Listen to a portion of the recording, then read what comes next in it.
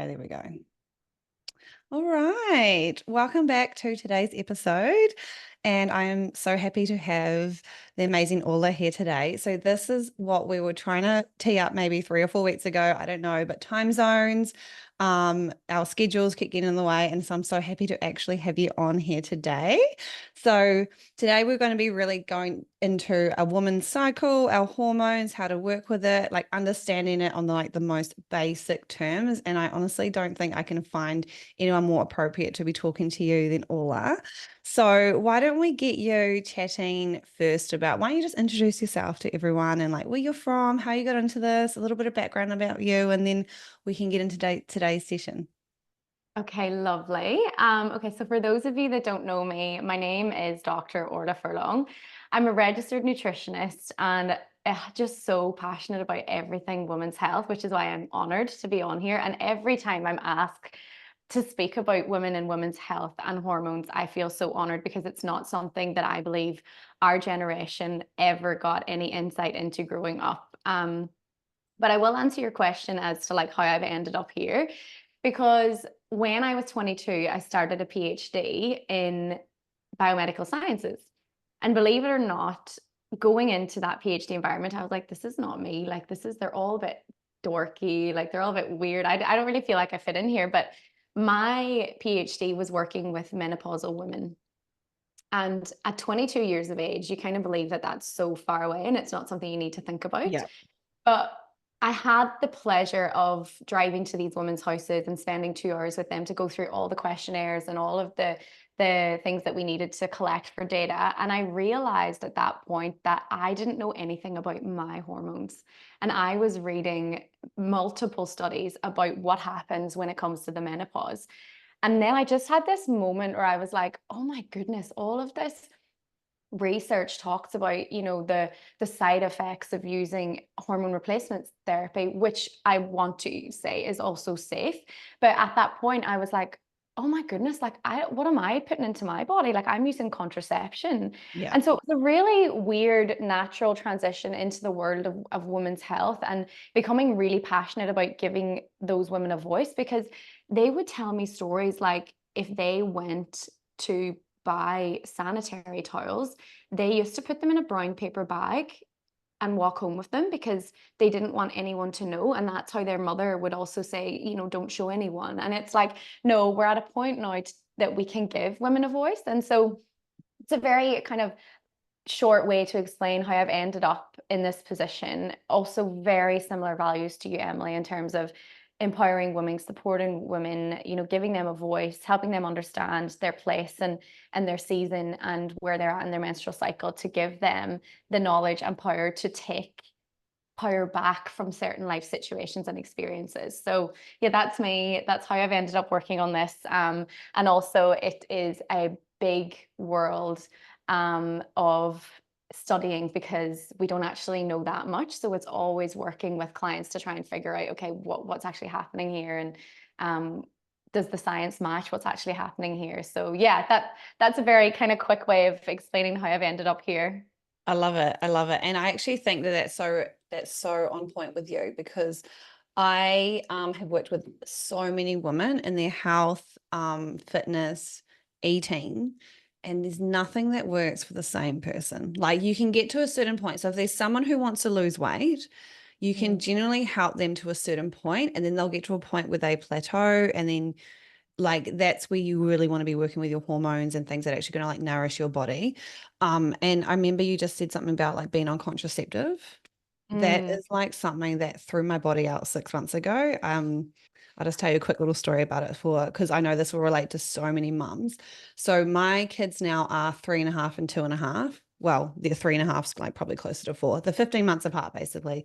And I got my cycle back 6 months after my second. So maybe like 2 years ago. And for such a long time, that my period would last like up to 2 weeks. Like it was almost like 2 weeks on, 2 weeks off. And I was like, okay, this is kind of getting like a little bit ridiculous. And I was at a point where I was like, okay, will this just settle down? Is it like my body kind of like post baby settling down? And I went to the doctor about it. And honestly, all they did was just like, here, have these contraceptive pills. So Mm. here I'm thinking, okay, well, cool. I don't really want any more kids anyway, so I'll go on them. And I'm not even joking. I was the most meanest, bitchiest, moodiest, like psycho. Mm. No, I don't think I was psycho, but I was just could not control myself. My husband's like, what are you doing? Like, why would you say that? I was like, I don't even know how that came out of my mouth. In the Yeah. bin. They went in the bin. The whole like 6 months, whatever they gave me, I didn't care. I did not want those in my body. Whatever it was doing to me was just absolutely like wrecking like my peace, my joy, everything. Mm. And so that's where it would be really cool for you to maybe just go in a little bit more. Do you want to like elaborate? Do you know much about like how you can like speak on layman's terms or the easiest terms about, what contraception actually does to your body? Yeah, and look, it's not really that complicated. There's no need to go into the physiological changes that happen. But what I believe it does, and what it essentially does do biologically, is it switches off your natural menstrual cycle. So anything to me, I believe that switches off a connection to you as a woman is essentially cutting you off from your own intuition, and it's cutting you off from what your body naturally knows and instinctively is a way for you to live. Um, Also, our menstrual cycle, in my opinion, is our biggest health indicator as a Yes, woman. yes. So if you are having anything in your menstrual cycle that is out of whack, that you're like, oh, this cycle was actually like closer to 30 to 40 days long. I'm spotting, it's brown.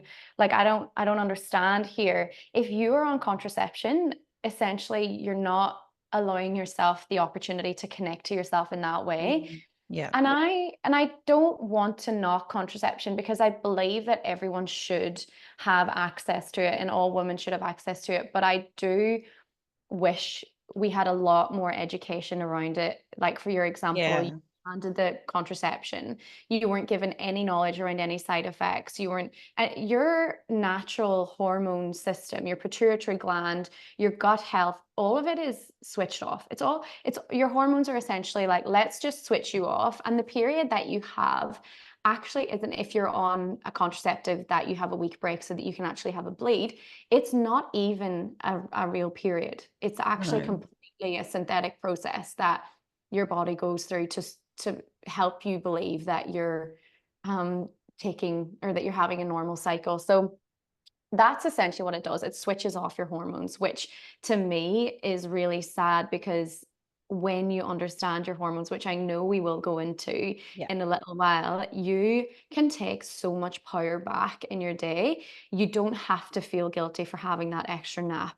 You don't have to feel guilty for needing that extra bit of sugar. You don't have to live in a guilt-filled world as a woman because you have a lack of understanding as to what you're experiencing. Because when you understand yourself, you create compassion, and knowledge is power in this space. So if you're listening to this for the first time, I am so honored to be the woman that's supporting you in this process because it's going to change your life. Honestly, I cannot wait to like deep dive into this so soon because it's so powerful. And I love what you said about just acknowledging if you need a nap and like accepting that's okay. It's so good. It's so good to understand that you can be powerful in one part of your cycle and then actually just rest and nurture and look after yourself in another. And there is like this podcast has a couple different type of people listening in. These people who are like super into their business and these people who are really into their health. And I feel like we can also touch on how this can help you Mm. in both business and looking after your house. For example, like I have now, so She's a Woman is my second business, which I've launched in the last like couple of weeks, but I've been building it behind the scenes in the last 3 to 4 months. And Mm. there's a lot of like, just to get it off the ground. And I really had planned a lot of my creativity, my content, like all the stuff where I need lots of brain power. I put that into like the middle part of my cycle because I know that's when I am like super onto thinking, like being creative and like just getting it out. Whereas yeah, we all jump into this, but there's another part of your cycle towards the end and like when you're just about to go through your bleed or your actual period. That's your nurturing time. And so we can talk to that to people who are business owners, or we can also talk to about it with your health and like how to actually like nourish your body and exercise the right way. So do you reckon we should jump into like the 4 phases and kind Why of like not? Yeah, let's do this and let's see if we can go back and forth a bit. Like, obviously, you were like, just you can take control because you can explain it so much better than me. But maybe what we could touch on each side in each phase is, what's going on in the body and, what is going to be best for us in terms of like nutrients, exercise, and even if you're a business owner, like how we can really maximize on building our business as well. Mhm. First of all, I want to touch on what you said. So you said that you put, your brain power aspect of your business building in the middle part of your cycle. As women, we all already intuitively know, oh, my period's coming next week. Like, I just don't feel good. Everyone already knows that. Yeah. But a lot of women don't fully understand Yeah. why. Yeah. And giving you that knowledge now, you are going to be able to tell your husband and your children, this is Yes. mommy's week where she just needs a little extra rest. And next week we get to go do all the things that we want to do. Yeah. So even bring it into parenthood, bring it into your day to day, bring it into your Yes. job, that it's so powerful. So I will I will move into the four stages of the menstrual cycle now. And I am going to, when I was studying and when I was learning this and when I really got sucked into it, I got very passionate with an author that was called Elisa Vitti, and her book is called In the Flow. So if anyone is watching this, it's probably a good place to start. Pick that up. But she explained a concept in the book of starting your menstrual cycle. Often we go to the doctor and they say day one is your bleed. Yeah. So for me, I actually don't educate it that way. I educate it in a way that day one is the beginning of your follicular cycle. So that's day one after your last day of bleeding. So follicular cycle, and it makes more sense because you are creating the follicle. It's new. Yeah. It's new life. We're creating it moves to a corpus luteum where our hormones are starting to increase now after a big dip. So I feel like it makes more sense. And you can tune in to day one right at the end of your cycle, also where you feel like you want to. Whereas at the beginning of the bleed, you're like, I'm just tired. Like, I just don't really want to Yeah. think anything. So day one for me is day one of your follicular phase. Then it goes into, and we will go into the details of each, but I just want to explain this quickly because FOLM is an acronym that I use to always remember. So follicular, ovulation, luteal, and menstrual Menstrual. cycle. Yeah.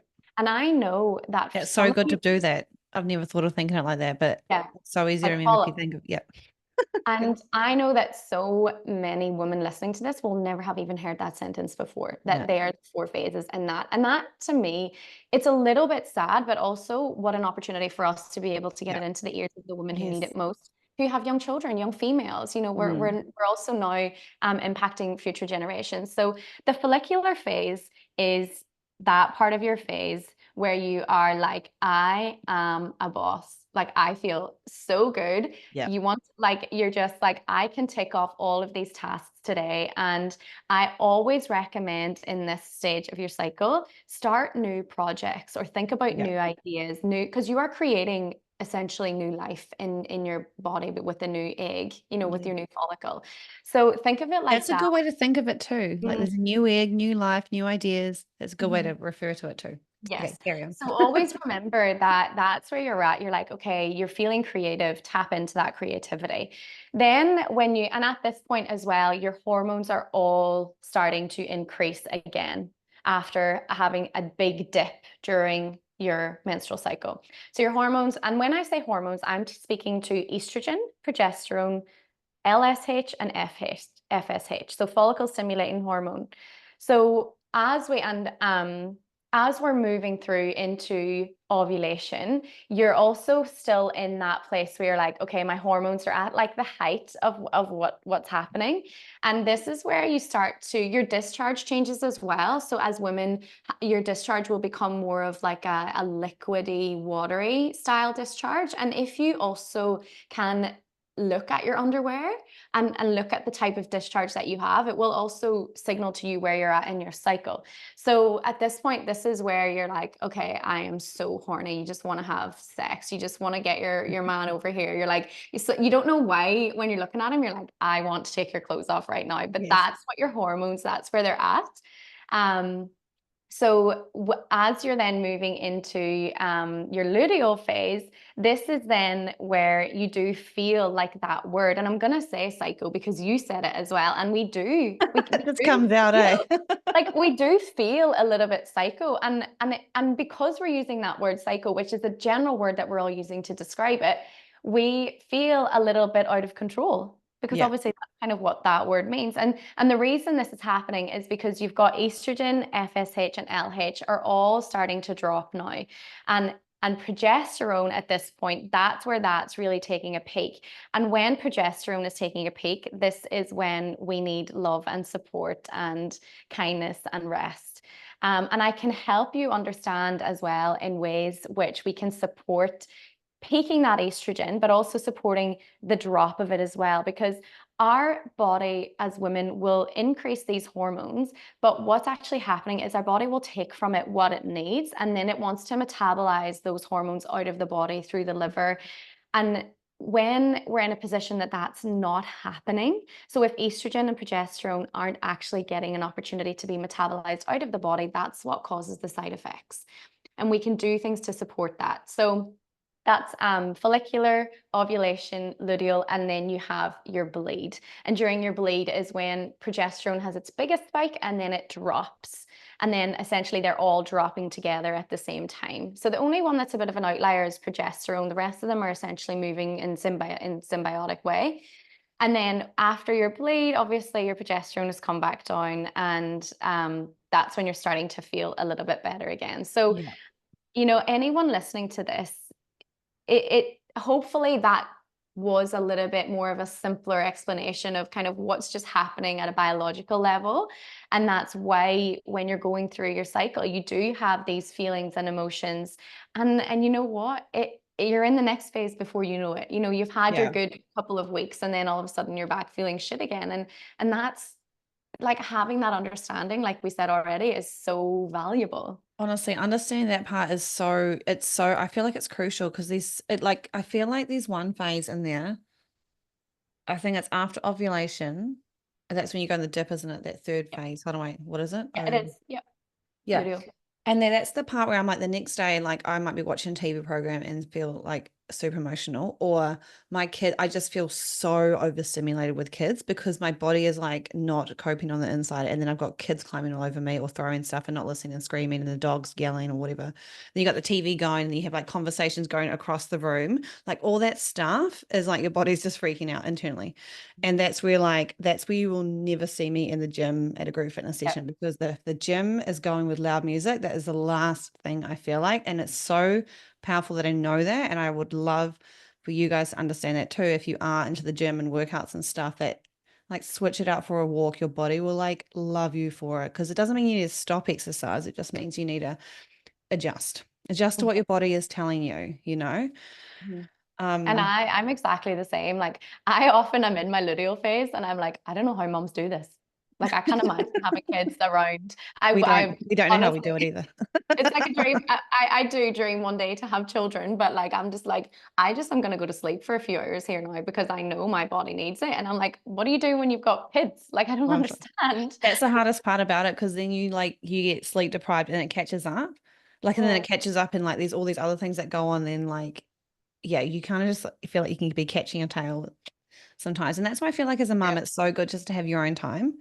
Like, Mm, especially if you can time it in that part of your phase where you just like, you're going to be a bit more on edge. Like, if you can just go out to a cafe with a friend and have no kids for an hour, honestly, that can be enough to like just spark you again, just to mm, like actually like feel your best and just have your ground, like be grounded again. mm. Um, you said something about a part of your cycle and my God, I have forgotten, but you were saying about like nourishing it and like using, was it the ovulation phase? Hold Yeah, on. so I'll go back now. So I basically just described them in like the biological processes of what happens in our body and the hormones and the changes. But I do want to help answer that question that you asked as well with regards to business and stuff. Mm-hmm. So like I said already, in the follicular phase, it's a really, and not just business, like 9 to 5, any corporate position that you're in, understanding where you're at and the projects that you have on, and being able to feed back deadlines to people. Because if don't put a deadline in your luteal phase, because you will feel like what you're Pressure. producing is Yeah. awful. You lose faith in your ability to produce anything. You It's actually, where self-doubt can come in too. yeah, You're like, oh, can I do 100%. it? Yeah. Yeah. And when you can't choose what to wear in the morning, like it's as I simple as hate that. honestly, you're probably in your luteal phase.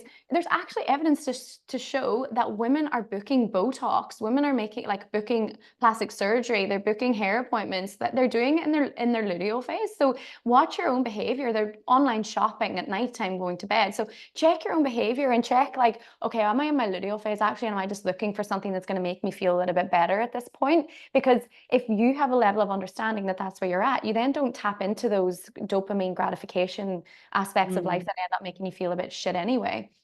But yeah, so the follicular phase, that's new projects, that's creation, that's where you really want to tap into momentum. So get your momentum going, because you're going to be moving into ovulation as well. I And that, remember, just for those listening, your follicular phase is your first day after your bleed has finished. That's yes, right. Yep. yes, and that's how I describe it, because it's the beginning of new life. Yep. So essentially then you're tapping into your follicular phase, and your ovulation phase is where you are more motivated. It's where you're also testosterone is higher, so your workouts at that point can be stronger. Yep. You're more connected to finishing tasks. Like you're Yep. definitely a completionist in this stage of your cycle. You're like, I am so ready. I'm going to get this task done. I'm going to go in and smash that workout. That. So if you have new projects or business deadlines, or a work deadline, try and schedule it during your follicular and ovulation. When I was booking this retreat that I'm hosting in December, I made sure to book it in that follicular stage of my cycle. So I would be coming So you with, can give, yeah, you can give lots of more of good yourself. energy, Yeah, that's for so sure. good. So then as you're moving from ovulation into luteal phase, that's where you have the drop in estrogen, progesterone, or estrogen, FSH, and LH. That's where you're slow down, just slow down. You don't need to get up at 4 in the morning and do that workout that you always do. Take a little bit of time for yourself, slower getting into the office, or, in business. Take a bit of a step back, but also understand that you're so capable. I feel like a lot of us take a step back at that point because we think we're a failure, because we don't understand what's happening. But at that point, have the awareness to take a step back and go, oh, today I'm actually going to go have a sauna and ice bath, or, whatever it is that you want to do at that point that's going to give you more energy and feel energized. And that's with regards to, anything business 9 to 5. And then as you're moving into your menstrual cycle, I actually, in the company that I worked in previously, I asked them what's the plan, for women when we're going through our cycle. Because obviously, if we can support women in their stages, in their season of productivity in their cycle, we're actually having a more productive business. So they actually said they were looking at period leave. So I would not be surprised if your company is also looking at, so they're looking at menopausal leave and period leave. So at least one day during your cycle that you can have time to rest. And as a woman, I would believe that you absolutely could take that anyway if you felt like you needed to, because you're going to feel so much more productive for yourself, even if that's a work from home day. Yeah. Um, Even does from it, do like you know a what company, I'm saying? yeah, no, for a company perspective, if you've got a well-rested woman, Yeah, like it does, like that really one day matter. off can literally just like refresh you for so long. It doesn't have to be a week off. Oh my God, no. Mhm. Just one day is enough Yeah. to like feel like you've rested, you've had a bit of caught up in sleep, and then you're so productive and creative when Mhm. you've well rested. Yeah, for sure. And we're Yeah. we're we're actually living in a world that has been created for men. So if you look at the 9 to 5, women have what's called an infradian rhythm and a circadian rhythm, which you'll have heard of before, but men have just a circadian rhythm. And when you look at like the structure of a 9 to 5 day, it's exactly structured for like his testosterone peaks in the morning, hence the morning wood, his productivity, around lunchtime, feeling really social. That's where they, have your meetings, get everything smashed out. And then at the end of the day, as he heads home, his estrogen actually becomes highest at around 4 or 5 p.m. And that's why they're sitting on the sofa. They don't really want to do anything.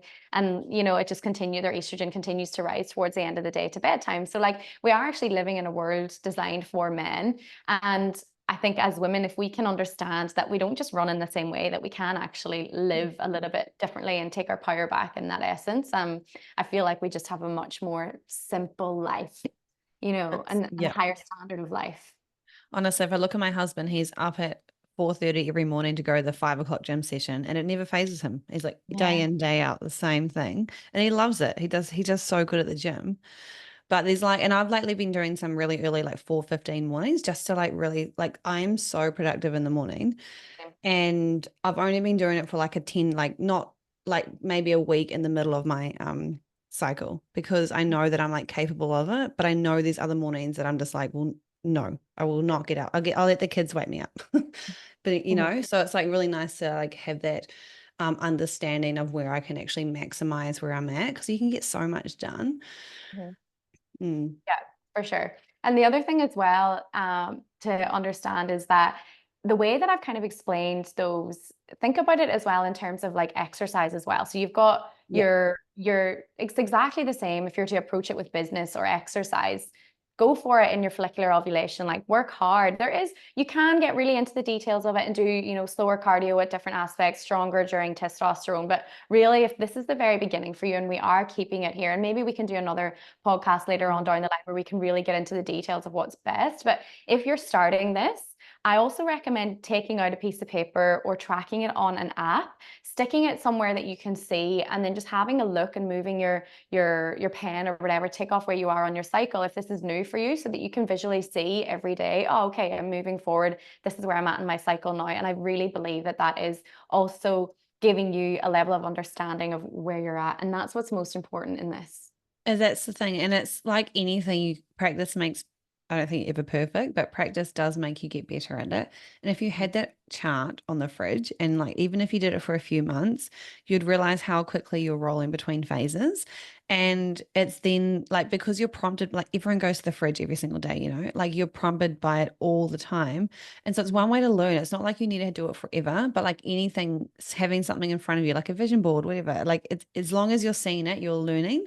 And then you can really start to like see how you transition through the phases, how you're feeling, and be like, oh wow, that does make sense, and I'm so much more tired today. Mhm. Um, And yeah, also, like you said, if it's on the fridge, you're also educating everyone in your household where you're at as yeah, well, like without them even needing to ask you. And I true. think that a household that understands where mum and daughters are at is a happier household, in my opinion. I grew up with five sisters, So, so it was a we're little so bit similar, but so similar because I'm one of four girls, yeah, and it's just I just remember a lot of fights as a same. kid. Just clothes, get I out of feel my like a woman's house room. was probably more like fights than men, just brothers. I don't know. Especially as a teenager. Could you imagine us as teenagers going like, I can't imagine, like you've got five, I've just got four, but still there's a lot, like Yeah, um four, yeah, hormonal teenagers, that must be intense. yeah. Yeah. Our poor mothers. I love this chat with you today. I think we got into quite a bit.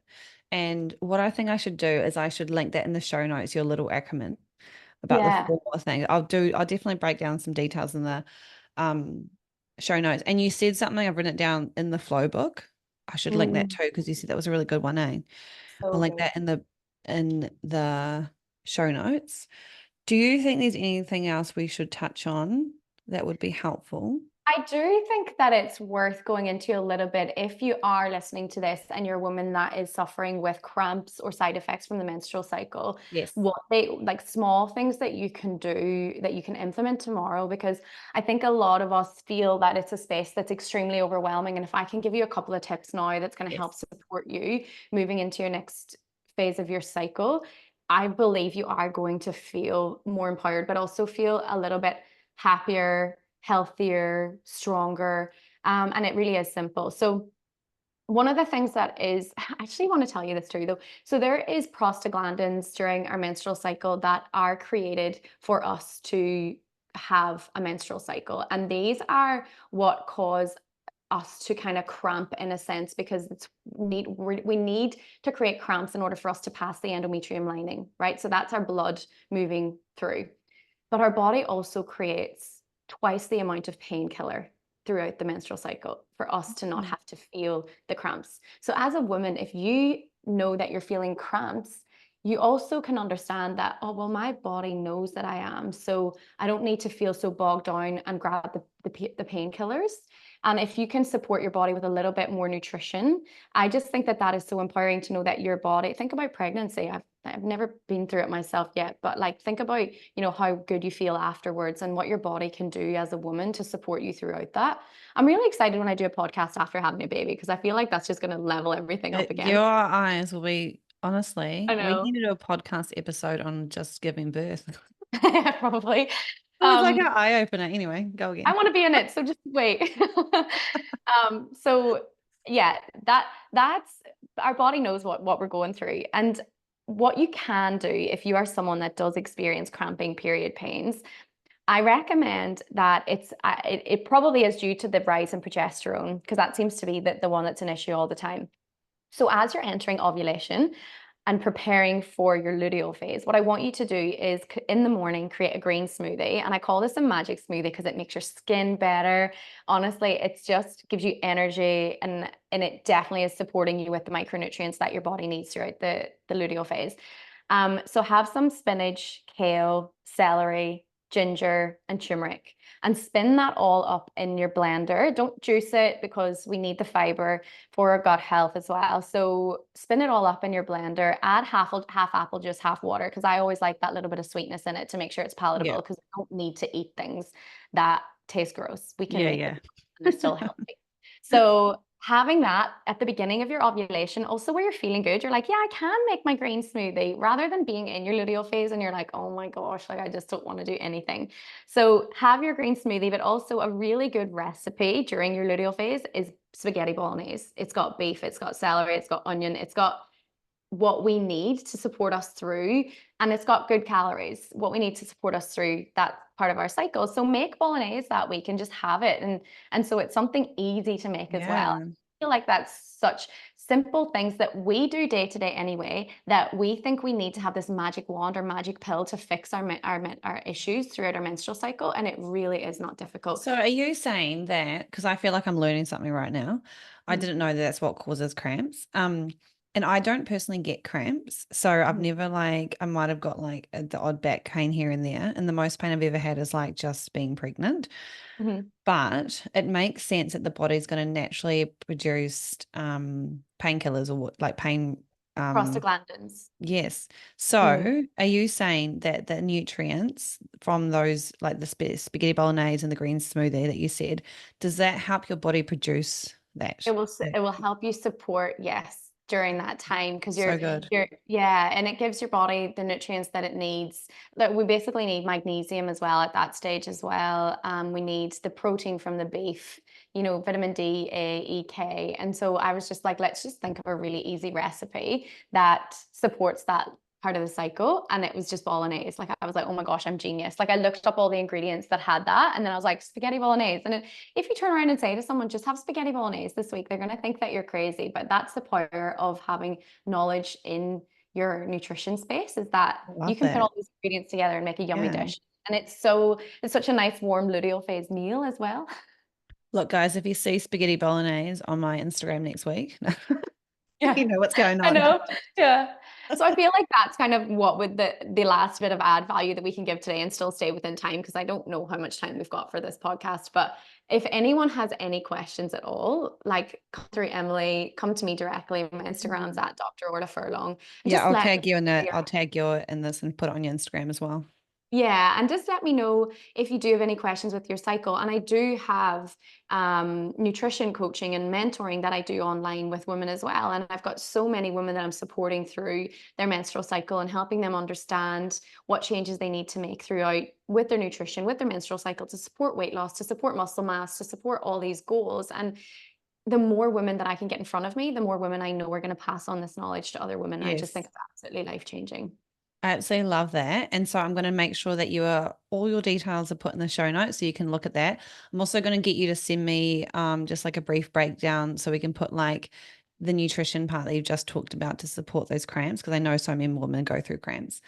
Mhm. Um, and also Orla is going to be a guest speaker in the She's a Woman coming up. So that starts in February next year, which is my new program. And I'm so excited to have you on because I know how much more detail we can go in and help these women and just like really specifically talk to them who are coming through this program. So what we can do from here is yeah, you can reach out to Orla directly, like you said, and we will be putting this on Instagram wherever you find it. And if you did find this episode helpful, share it with a friend because the more people who are educated about your cycle, gosh, you're going to help them so much. Like it's so simple once you actually understand, like even just the basic outline of it and how to work with it, and then also understand maybe family members. Like everyone, we are all women. There's so many women out there, you know. Um, but yeah, Mhm. I feel like we can wrap it up there, Yeah, and absolutely. we could probably do another one down the line, a bit more specific. But Going we'll into like details of each cycle and really how yeah, to knuckle down on making sure moving into the next one we're feeling our healthiest self. And I do have a free download PDF, basically repeating everything that I said today. But if you've got a 14-year-old daughter, even I think I have my yes. baby at 11, like download it and just give it to her. Oh my And gosh, especially when they all starting, it's all so you new. You're know, like, what even is going on here? yeah, Yeah. Oh but my it gosh. also feels special as well. I feel like it's a milestone, and Yeah. if you're not comfortable speaking to your daughter about that, or if you feel like it's going to help, just download it and pass it on to them and leave it with Yeah. them. And like break the awkwardness around it. Like Mhm. I feel like when I would have been 13, maybe 14. I can't remember. I was early teens when I got mine. And I remember thinking this is so embarrassing to talk about. Like I do not want to talk about with my mum. But I think my mum was like, oh, this is just normal. Like, let me educate you. But I was like, oh my God, do not talk to me. It's like taboo. Like, don't talk to me. I'm just gonna figure out myself. But honestly, I wish I was like, it's just society. It's Yeah, society that's like brought it through. So let's change that, eh? Let's yeah, change for sure. that. Absolutely. Awesome. Well, thank you so much for being on the show today. And Thank you for having me. So good. oh, this is so good. Okay. Well, we will all see you in the next one and share this with a friend if you got any value from it. And yeah, have a great day.